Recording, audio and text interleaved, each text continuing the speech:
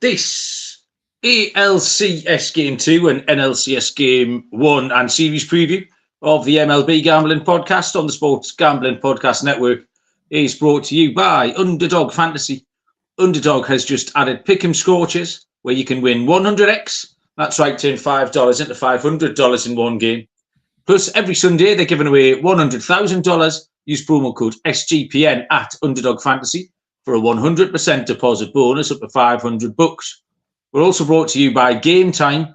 Last minute tickets. Download the Game Time app, create an account, use the code CFBX for $20 off your first purchase. Brought to you by Hall of Fame Bets, the sports betting research platform for parlays, player props and game lines. Download the Hall of Fame Bets app or visit hofbets.com. Use code SGPN to get 50% off your first month and start making smarter bets today. And finally, we are giving away $3,000 in our NFL Second Chance Survivor contest presented by Corey Pinkston and Barking Dog Properties.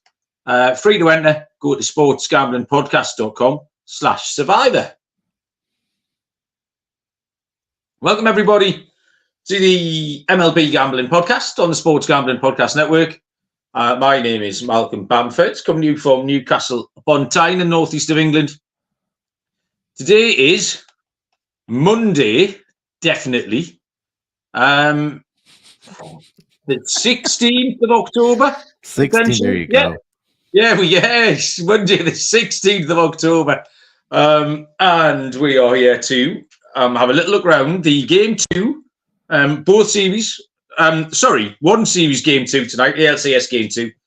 And then we'll preview the entire series of the Phillies D-backs and give out our Game 1 picks as well. Joining us is Mr. Munaf, Munaf. Hey, how are you? Doing well. We're down to the final four of the MLB season. So looking forward to getting into Game 2 of the ALCS. And then, like you mentioned, we're going to talk about the National League Championship Series with that Game 1 also kicking off tonight as well. So I think we have baseball every day this week, if I'm not mistaken. So yeah, it's going to be a lot of fun as we approach the World Series and get down to the final two teams of the season. I was just saying to you before we started, Munaf, it seemed to be a very chaotic weekend around the Sports Gambling Podcast Network family. There was some incredible bad beats flying around on the NFL. There was some great picks as well. There was lots of listeners cash stuff. Meg and Barry did a little 5-minute flex last night where we weren't flexing our show, we were just flexing everybody because everyone seemed to be doing all sorts. And a lot of the listeners were involved. How was your weekend? Were you on the receiving end of that the safety from the Patriots? it was the last leg of a 3-team parlay I had. I had parlay day with the Ravens in the morning. I had Commanders first half, and then the Patriots +3 was my last leg. So I had to go do something when they made it 17-19, and then I see a notification from the Sports Gambling Podcast Twitter account saying this is a safe space for the +3 bettors. Oh no! And then lo and behold, I checked the final score. They get a safety at the end, and just put a dagger in my heart. Really ruined my mood for the rest of the day, honestly. Yeah. But I mean, it is what it is. That's the National Football League. But I think the bigger prize was that we all cashed Kramer's first half parlay early in the day, so that really set the tone for the day. But yeah, all in all, not too bad of a Sunday, except for the Astros losing, but we'll get into that. I had a proper brain fart yesterday, Munaf. I got somehow on Bet365 my under and my over column mixed up. So everything I tried to back the under, I backed the over, and everything I tried to back the over, I backed the under.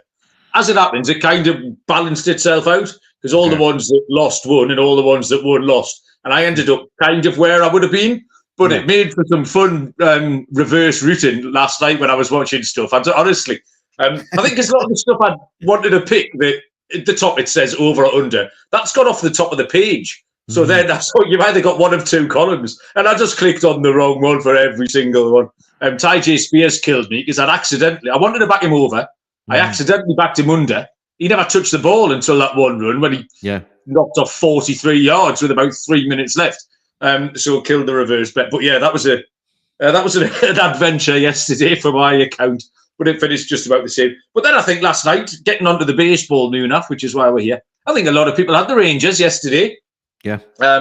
It's been an underdog playoffs so far. Everything's gone the way of the dog. Texas have now gone 6-0. In the chat here, who Captain Sano hit the Rangers yesterday. And I don't think he's the only one. Trev's in the chat as well. Morning, Trev. How you doing? So, yeah, I mean, you're nearest the action there, Munaf. What's been the reaction to game one? And how are you doing the season going forward? I think the blunder for the Astros last night was Jose Altuve's base running error after the incredible play I think Evan Carter made to make that catch that looked like Alex Bregman hit one out of the park. If it was maybe 10 or 12 feet more to the left, it would have ended up in the boxes and we would have had a tied game. But I mean, it killed all the momentum by the error or the base running error that Jose Altuve made. He crossed over second, or he ran down to second base. He went over the bag of second base.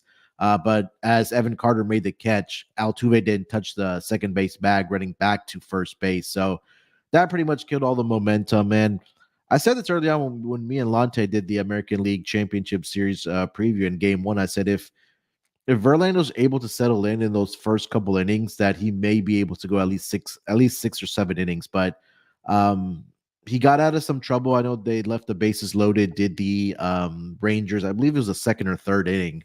They got out to a 1-0 lead, but again, the bats didn't do obviously anything last night for the Astros. But give Evan Carter a lot of credit for his defensive plays. I think he also took away a near double. I think it was for Alex Bregman in the first inning as well. And then he made that incredible catch in the 8th inning as well. But Jordan Montgomery, I mean, I don't think he's talked about enough about what he is doing in the postseason thus far for the Rangers rotation. So give him a lot of credit for the way he pitched against the Astros last night. But hey, give the Rangers a lot of credit. Again, I said this to Lante when we did the preview. I won't be surprised if they do win this series just because they're just the hottest team right now in baseball. And they haven't lost a single postseason game yet. And give Bruce Bochy, their manager, a lot of credit. I'm a huge fan of him. Unfortunately, he's with the Rangers. But I do expect this series to go at least 6 or 7 games. I know we'll talk about game 2 here in a minute, but yeah, again, give the Rangers for stealing game 1 and then taking the series lead. I think where the Astros will be most disappointed here is that they've limited Texas to 2 runs, which not many teams will do because Texas is hot offense, good offense. Yeah. They've limited Texas to 2 runs and still lost. Verlander pitched really, really well. Obviously, my guy, Taveras, got to him once. Mm-hmm. But, I mean, Jordan Montgomery, twice, fresh, he's pitched really, really well so far. I mean, they restricted Alvarez to 0 for 4, which is huge. And then, yeah, the Altuve mess up cost it. So Texas are now minus 180 for that series behind a 6-0 start. We'll get into game 2, which starts in round about 5.5 hours from now. We'll have a little look at that. I'll tell you first about a couple of our headline sponsors here. First thing you need to do is get in the Second Chance Survivor pool, the SGPN pool. That's presented by Corey Pinkston and Barking Dog Properties. There's $3,000 up for grabs. I have entered mine a couple of days ago. I'm just waiting for my little email so I can get my entries done. Starts this weekend, so sign up now, sportsgamblingpodcast.com/survivor, sportsgamblingpodcast.com/survivor. And Underdog Fantasy, a great way to play alongside your favourite football team all season long.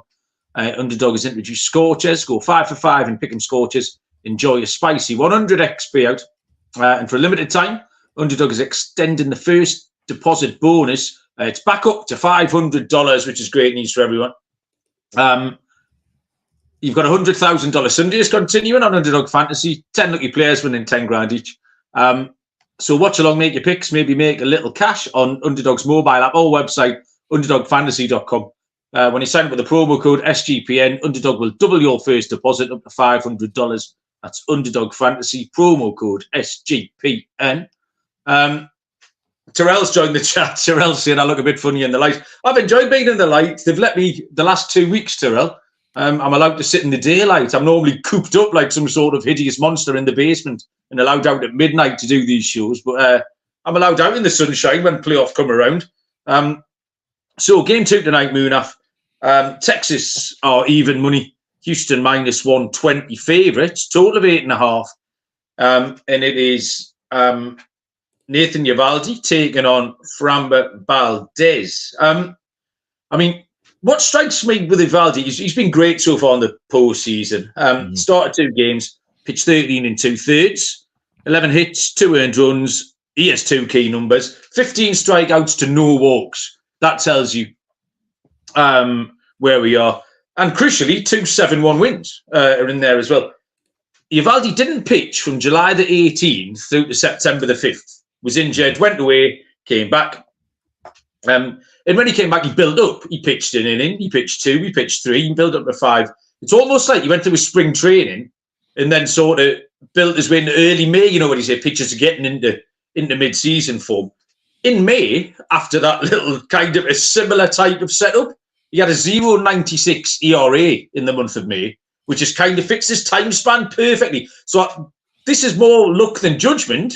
They haven't done this with Eovaldi on purpose, but I tell you what, it's put him right in the middle of a purple patch for this series. And with Framber Valdez, Munaf, I kind of feel the opposite. He was hit really hard against Minnesota. He gave up 3 walks again. That's 3, 5, and 3 in his last 3 starts. So that led me to my first prop. All my pitching props have been terrible this series. I've just got them all wrong. Won't stop me picking the Munaf. I've got another one. Over 2.5 walk.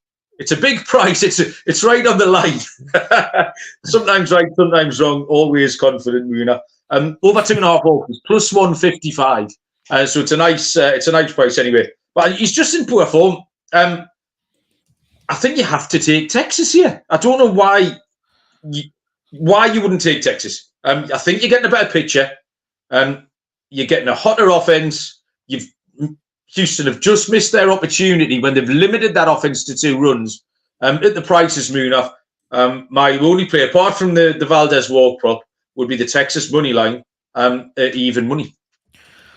I mean, it's hard to argue taking the Rangers, especially when they haven't lost a game in the postseason thus far, right? And I'm trying to keep my bias outside of what's going on in this series. But I mean, you mentioned it, Nathan Eovaldi has been really good in the 2 postseason games thus far this postseason for the Texas Rangers, right? He pitched a gem of a start against the Tampa Bay Rays, 8 strikeouts in that game. Came back the next series against the Orioles. Pitched a gem of a game in that game, 7 strikeouts as well. He has gotten a little bit of trouble. I don't want to say trouble, but he has given up runs to the Astros. I'll say that much. He did have one great start back on July 1st against the Astros, 7 shutout innings. Did have 5 strikeouts in the game, 4 walks in that game. And then he followed that up back on September 5th against the Astros in Texas, or I should say in Arlington, where he got blasted in that game. 1 1/3. He allowed 4 earned runs, 2 home runs. He gave up 1 walk and 1 strikeout. So I think, number one, I do like your walks angle for Framber, but I also do like it for Nathan Eovaldi as well. I think the Astros will be a bit more patient at the plate. And anytime I do see the Astros get shut out, and this was a bet that I always went to, when the Astros would either lose a game and scored less than 3 runs, I would always come back with the Astros team total the next game, and it was more profitable than not for me, just because I know this team will respond, whether the following game. Now, I think there's going to be one of these games where we see like a 8-6 type of final where it flies over the total. I think this afternoon may be that game, because you mentioned Framber Valdez has been in poor form right now for the Houston Astros. Doesn't really have great numbers against the Rangers, if I'm not mistaken, and I'm trying to pull that up right now. But in his career, 7-5, but he did have 3 starts against the Rangers this season. He was 1-2 in those starts with a 4.32 ERA, only had 12 strikeouts in those 3 appearances. And to your point about the walks, he walked at least 2 batters in every single one of those 3 starts this season against the Texas Rangers. So if you're a same game parlay player, I think you would want to look at the walks for each of these pitchers. Currently, I'm seeing Framber over 1.5 at -210, but again, like you mentioned, you're going over 2.5 at some plus money odds, and Nathan Eovaldi is also juiced at -170 on over 1.5 walks as well. So maybe some parlay pieces for those same game parlay bettors. I'm going to go with the over 8.5 in this game. I also do like the first 5 over at 4 right now. I think number one, the bats will respond for the Astros, and we've seen all throughout the postseason, Mal, that the Rangers bats, when they get going early, they stay pretty much consistent throughout the entire game. So they got two last night, I think early within those first 5 innings. I expect the Astros to respond as well. I really like the first 5 over 4 in this game. And look, I can't get away from the Rangers, man. 6-0 thus far this season. Framber's in bad form. You're getting plus money. I will back the Astros when they hit the road, because this season we talked a lot about how the Astros have been really good on the road and not at home. But as far as the side, I lean with the Rangers, but I love seeing runs in this game in this afternoon. It's the Rangers don't owe us anything. So if you do take them once and they let you down, I think they've built up enough credit, and they've got enough credit in the bank, Munaf, that we're allowed one. But it's a good time for me. This I'll take the ball to football and get back, and this has got 3 hours in the bath written all over it. This is a 9:37 first pitch for me here in the evening, so absolutely perfect. Okay, we're going to move on and have a little look at the Philly and Arizona series in its entirety. First off, let me tell you first about game time. Tickets for MLB playoffs, amongst other things. Game time would be the place to get them. In fact, any sport, music, comedy, and theatre near you, Game Time is the place to go. You got last minute tickets, all sorts. We saw Sean was hanging out at SoFi last week, just sitting behind the pylon with his watching his Phillies take on the Rams. Got his tickets to Game Time, said it was a great experience. So you can look forward to the event and not have to worry about the ticketing. The Game Time guarantee is the best thing here. They'll credit you 110% of the difference, which means you'll get the best price if you find tickets in the same section and same row for less. So download the Game Time app, create an account, use code CFBX for $20 off your first purchase. Terms apply. Create an account, redeem the code CFBX for $20 off. Download Game Time today. Last minute tickets, lowest price guaranteed. And Hall of Fame bets are helping us win bigger by betting smarter this NFL season. The sports betting analytics platform for parlays, player props, and game lines. Research NFL, NBA, MLB, and soccer with historical stats and data. Hall of Fame bets, revolutionary parlay optimizer. Gets hit rates broken down by a leg, expected probabilities, hot players. You can find the value, all these sort of things to help you stop betting in the dark and join over 30,000 users researching with Hall of Fame bets to craft more intelligent, data-driven parlays.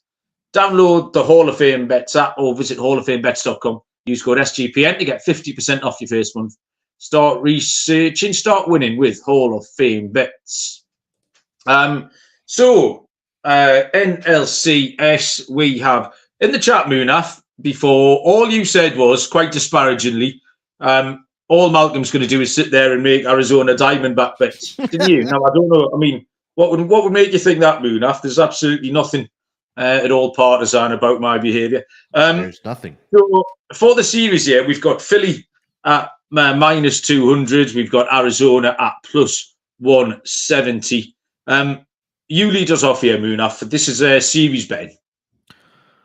I feel like this series is going to be closer than the series price is indicating.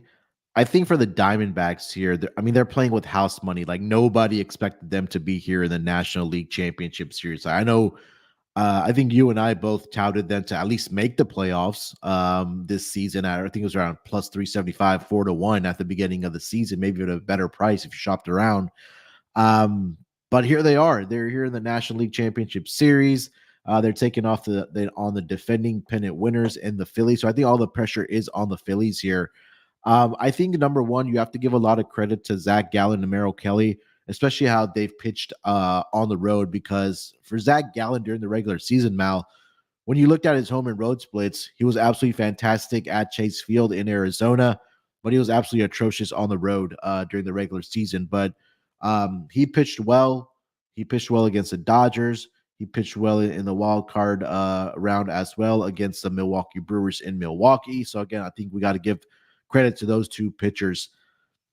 I do like the Phillies to win this series, but I think I do give the D-backs a fighting chance here. Now, I think it's really going to come down to number one, if they're able to score runs early and often against the Phillies and put that pressure on them like they did against the Dodgers, it's going to be a tough hill to climb.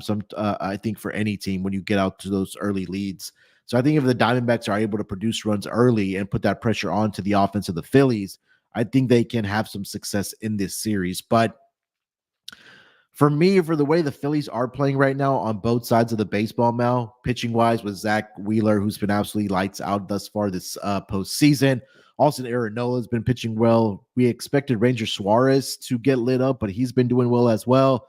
The bullpen has been doing well for them as well. And we saw with Bryce Harper and Nick Castellanos and Trey Turner and JT Realmuto and those guys in the batting order have been able to do. So I like what Kaysen mentioned there. Phillies to win game one and the series at a plus price. I think that's a bet that I will be making at plus 110. I do think the Phillies win this series.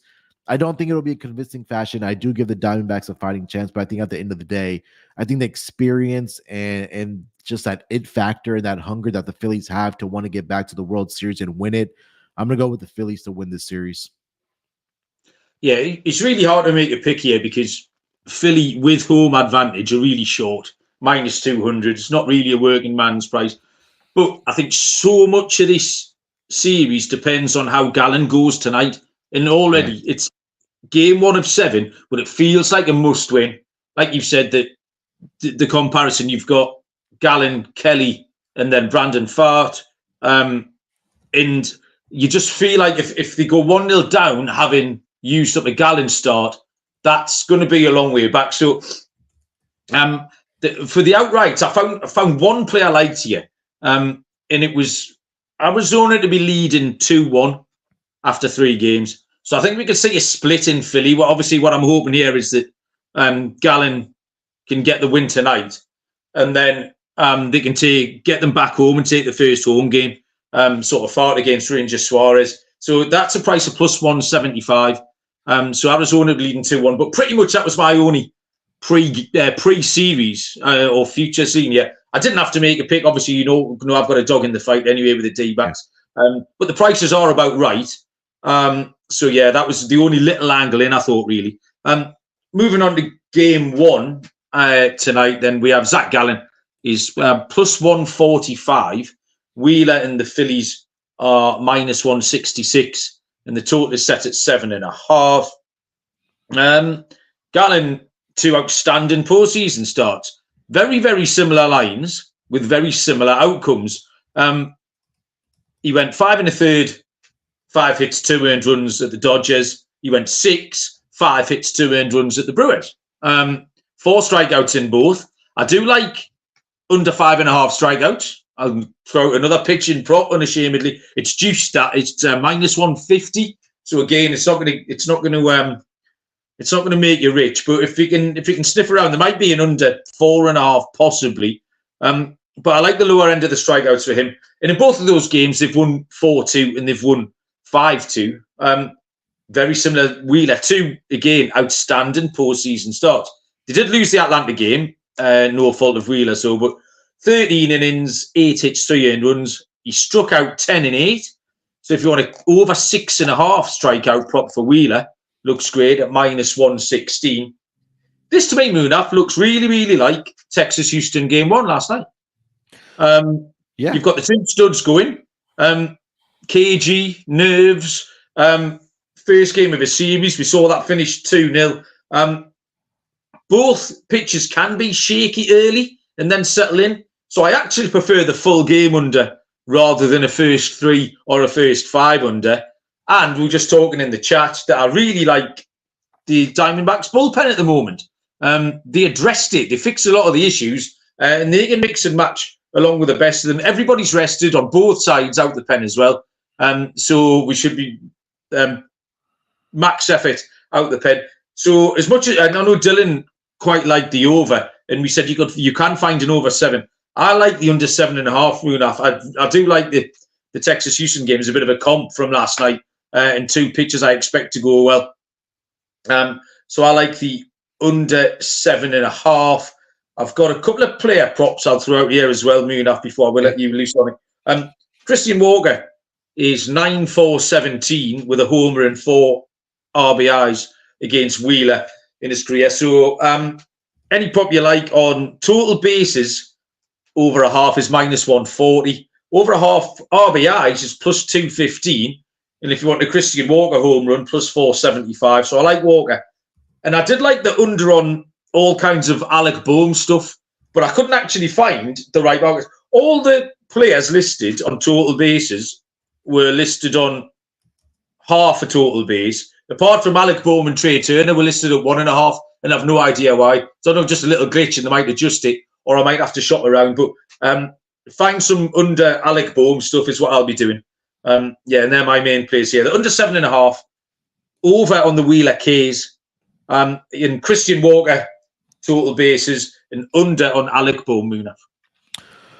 Yeah, I like I want to get there with the first 5 under. That number hopefully is still at 4, but I mean, you mentioned it that Zach Wheeler has been pretty good in this postseason. I know he gave up 2 earned runs to the Atlanta Braves, but that was in a spot that we knew that they were eventually going to bounce back after being shut out for I don't know how many innings against the Phillies in that, or against the Braves in that series. He did end up with 10 strikeouts in that game as well. Pitched a gem of a game against the Marlins as well, 6 2/3, 5 hits, 1 earned run, 8 strikeouts. And historically, Zach Wheeler has been pretty good against the Diamondbacks in his career. The funny part, Mal, is that during the regular season, these two teams matched up 7 times. The Phillies won the season series 6-3 ever so slightly, but all 7 of those games produced at least 7 runs. But a lot of times when we talk about handicapping these games, I don't think we can use the regular season stats, just because when we talk about playoffs, that the leash is a lot shorter for some of these pitchers if they do get into trouble. And again, talking about those in-game adjustments, but I do like the Wheeler strikeouts over 6.5. I will be playing that. I'm gonna lean with the Phillies on the run line here at home. If you take a look at what this team has done in the playoffs, going back to last season and including this postseason, Mal, they are 10-2 at home in that span, and I want to say they've won all their home games this postseason by at least 2 runs. So we go back to the Marlins series, 4-1 victory, 7-1 victory against the Marlins. And then against Atlanta, they won 10-2 and then 3-1. So obviously 4-0 straight up at home. And they're also 4-0 on the run line there as well. And we go back to last season. Like I mentioned, they were 10-2 at home. The only 2 losses were against the eventual World Series champions last year, which was the Houston Astros. Rather than that, they have been really solid at home, have the Phillies. So I like the Wheeler strikeout props. I'm with you on the under as well. And I like the Phillies on the run line here in game 1 to take care of business. That's a nice plus price at -1.5, +130. And then total has moved. You can find a 7 if you like the over, but there are still plenty of 7.5s out there. So, those are kind of my game 1 picks, at least for the Phillies and the Diamondbacks. The boys in the chat, Munaf, are one step ahead of us. They've started talking about MVP picks here. So I've had a little sniff around. Have you got any fancy prices in the chat's looking at Bryce Harper and Castellanos. Captain Insano wants a bit of Trey Turner. Where did you get to, Munaf? Yeah, I really do like what I've seen from Nick Castellanos, especially obviously ripping the cover off of the baseball in the series against the Braves. So I think that continues for him in this series against the Arizona Diamondbacks. I'm trying to pull up the exact MVP odds to see if I can find them here. You're looking for? I've got them right in front of me. Yeah, what do you see Nick Castellanos? Because when me and 8-1 Castellanos. How much? I'm sorry. 8-1. Yeah, I like that price for him to be NLCS MVP. I don't hate the Trey Turner angle as well. Again, he's a player that is a 5-tool guy, right? He can hit for average. He can also hit for power. I think this might be an opportunity for him to break out a little bit in the series, and really set the tone for the Philadelphia's lineup as well. So those two guys I was looking at for the Phillies side, obviously, since I do like the Phillies to win this series, those are the two guys that I was looking at. I wasn't going to be messing around with single figure prices here, Munaf. Of course not. My first play is going to be Gabe Moreno, D-backs catcher, at 50 to 1. He's just hot. He's a really, really good player. I've said a couple of times during the playoffs, it might be a candidate for the trade of the season. He went across in the Dalton Varsho trade, but he's been absolutely stellar. He's kind of hit north of 300 just about in the entirety of the season. He hit level 300 in September. In August, he slashed 327, 365, 612. And even though he only hit 7 home runs in the regular season, he's already hit 3. In the postseason, he's 4 for 16 with 3 homers and 6 ribbies. He either hits clean up or he hits 5 if Tommy Pham's been shunted up the order a little bit. So he's right in there, and he's following those names that we always see. He's following Marte, Carroll, Christian Walker. So he's getting some ducks on the pond. And we've seen people stay hot. We saw Pena last year, Randy Rosa, Reyna do it a couple of years. Once he starts hitting bombs, there's no reason for him to stop. 50 to 1's giant. And then the other one was Zach Wheeler. It was 18 to 1. And there's a couple of narratives here. Firstly, the angle I do like is that maybe if Philly can win this game, win the series 3 to 1, there might very well be 2 Wheeler wins in there. So if Wheeler can go well and get the win tonight, then he wraps it up. So we've only got a sample size of 4 games there. Wheeler's got 2 wins under his belt, 18 to 1. And that's a reasonable outcome for this series. That's not a big stretch to see the Phillies winning this 3-1. Wheeler picks up 2 wins. The second option is the series itself spans 9 days. So if we go to a game 7, they might just throw him out again for a game 7 on 4 days rest. Do you know what I mean? So it's potentially he's going to get 3 starts in there. So there's a couple of options. That one is a bit more of a stretch, a bit more of a leap of faith. But I think the 3-1 with 2 Wheeler wins angle is viable. So 18 to 1 looked like a decent price move. I think you'll back worse 18 to 1 shots. Yeah, I mean, look, Zach Wheeler has just been the anchor of that pitching rotation for this Phillies lineup and their rotation. And he racks up the strikeouts. He gets the innings. He gets the wins, obviously, as well. And he's had plenty of success in his career against the Diamondbacks. So if it does go 7, you're probably, obviously, he's going in game 1. He'll end up going in game 5. And then it's pretty much all hands on deck when it comes to game 7, looking to punch a ticket to the World Series if it does get that far. But I mean, yeah, like you mentioned, you could have worse 18 to 1, MVP tickets out there. And Munaf, I believe that's everything I've got handicap. You got anything else you need to throw out? I was looking at some of the series prices. I mean, like I think Kaysen mentioned it that game 1 Phillies and for them to win the series at plus 110. I do like that. Those were some of the series props that I was looking at for the NLCS. Let me see if I can find. Let me see if there's any more props here that I do like for this series. I think that was pretty much that only one that stood out to me because I didn't want to lay that big juice price on the Phillies, and especially Phillies being at home where they're undefeated thus far this season. Like I mentioned, 10-2 over the course of the postseason since last year, since they made their playoff run. But yeah, that's what I was looking at. Phillies game 1 and Phillies to win the series at a reduced price. But that was pretty much it, Mal.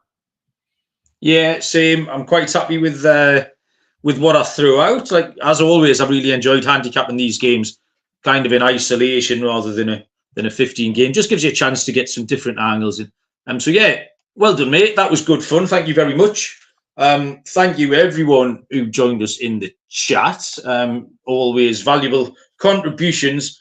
As I've said at the top, there's baseball all week. We've got some nights with 1 game. We've got some nights with 2 games. So some variation of the boys here. We'll be back in this format, sort of a early morning for you, early afternoon for me.